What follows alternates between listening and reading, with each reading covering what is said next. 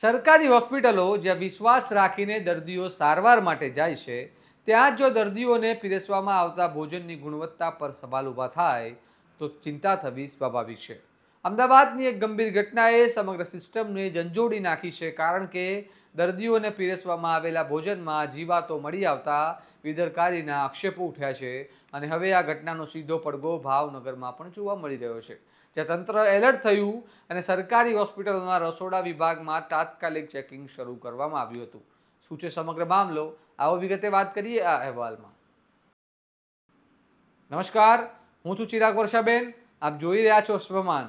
અમદાવાદની બાપુનગર સ્થિત ESIC general હોસ્પિટલમાં દર્દીઓને પીરસવામાં આવેલા ભોજનમાં ઈયળ મળી આવ્યાની ચોંકાવનારી ઘટના 30 માર્ચના રોજ સાંજે આશરે 6 વાગ્યાની આસપાસ સામે આવી હતી, જ્યાં મહિલા વોર્ડમાં દાખલ દર્દીઓને સાંજના સમયે આપવામાં આવેલી ખીચડીમાં ઈયળ જોવા મળતા ભારે રોષ ફેલાયો હતો.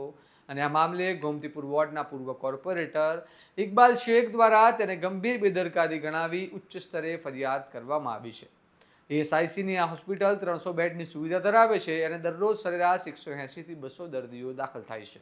દરમિયાન આ ઘટનાના પડઘા હવે ભાવનગરમાં પણ જોવા મળી રહ્યા છે, જ્યાં મહાનગરપાલિકાનું આરોગ્ય તંત્ર હરકતવામાં આવ્યું છે અને સરકારી સર્ટી હોસ્પિટલના રસોડા વિભાગમાં તાત્કાલિક ચેકિંગ હાથ ધરવામાં આવ્યું છે. આ ખાસ ચેકિંગ દરમિયાન આરોગ્ય વિભાગ દ્વારા તૈયાર થયેલા ભોજનના નમૂનાઓ લેવામાં આવ્યા છે, જેમાં શાક અને ભાતના નમૂનાઓ સીલ કરીને લેબોરેટરી તપાસ માટે મોકલવામાં આવ્યા છે, જેથી ભોજનની ગુણવત્તા અંગે સ્પષ્ટતા થઈ શકે. આ દરમિયાન વધુ એક ચોંકાવનારી બાબત એ સામે આવી, જ્યાં રસોડા વિભાગમાંથી આશરે 4 કિલો જેટલું એક્સપાયરી ડેટનું ધાણા જીરું મળી આવતા તાત્કાલિક તેનો નાશ કરવામાં આવ્યો હતો, કારણ કે તે સીધો દર્દીઓના સ્વાસ્થ્ય સાથે સંકળાયેલો ગંભીર મુદ્દો છે. સાંભળો આ મામલે food safety officer Devang Joshi શું કહી રહ્યા છે. રૂટીન આપણો સરકારી જેટલી પણ છાત્રાલયો છે, સરકારી સંસ્થાઓ છે, તેમાં ચાલતા કિચનમાં રૂટીન આપણી કામગીરી હોય જ છે. જેમ કે સમરસ બોયઝ હોસ્ટેલ, સમરસ કન્યા છાત્રાલય, અનુસૂચિત જ્ઞાતિની છાત્રાલય, એવી જ રીતે સર્ટી હોસ્પિટલના મેદાનમાં જે નિઃશુલ્ક દર્દી અને એના પેશન્ટને એક ટિફિન જે આપવામાં આવે છે નિઃશુલ્ક, તેની તપાસ આજ રોજ હાથ ધરવામાં આવેલ છે. ખાસ વાત એ છે કે હોસ્પિટલમાં દરરોજ 2000 જેટલા દર્દીઓ અને તેમના સગાઓને ભોજન પીરસવામાં આવે છે, તેથી આવી બેદરકારી આરોગ્યની મોટી સમસ્યાઓ ઊભી કરી શકે છે. સાંભળો આ મામલે સર્ટી હોસ્પિટલના મેડિકલ સુપ્રિન્ટેન્ડન્ટ શું કહી રહ્યા છે. એ રસોડાનો એક નિયમિત ઇન્સ્પેક્શનનો ભાગ છે. Food safety authority of India દ્વારા જે રસોડાને સર્ટિફિકેટ આપતા હોય હોસ્પિટલને, એમાં દર 4 મહિને રેગ્યુલર આવું ઇન્સ્પેક્શન થતું હોય અને સેમ્પલ લેવાતા હોય, તો એના એક ભાગની એ પ્રક્રિયા છે. કયા કયા પ્રકારના સેમ્પલો લેવામાં આવ્યા છે? એમાં ખાસ કરીને જે ફૂડ પ્રિપેર કરેલું હોય, શાક છે, ભાત છે, એમાંથી નમૂના લીધેલા હોય છે. સર, આમાં ધાણા જીરું છે એ એક્સપાયરી ડેટ વાળું નીકળ્યું છે, પડીકાઓ શું કહેશો?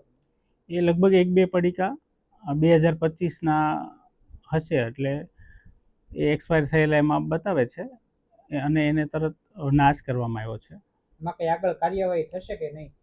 હા, એમાં જરૂર પડે નિયમ અનુસાર કાર્યવાહી કરવામાં આવશે. અમદાવાદની ઘટનાએ તંત્રને ઝંઝોડી તો નાખ્યું છે, પરંતુ હવે અન્ય શહેરોમાં પણ ચેકિંગ અભિયાન શરૂ થવાની સ્પષ્ટતા થાય છે કે મામલો કેટલો ગંભીર છે. હવે જોવાનું રહ્યું કે ભોજનના લેવાયેલા સેમ્પલના રિપોર્ટમાં શું સામે આવે છે અને જવાબદારો સામે કડક કાર્યવાહી થાય છે કે નહીં. પરંતુ હાલ માટે આ ઘટનાએ સરકારી હોસ્પિટલોમાં દર્દીઓને મળતા ભોજનની ગુણવત્તા અને સલામતી પર મોટો સવાલ ઊભો કર્યો છે. આ મામલે તમારું શું માનવું છે, અમને કમેન્ટ કરીને જણાવો. અને આવા જ વિશ્લેષણાત્મક અહેવાલ માટે સ્વમાનને લાઇક, શેર અને સબસ્ક્રાઇબ કરવાનું ભૂલતા નહીં. નમસ્કાર.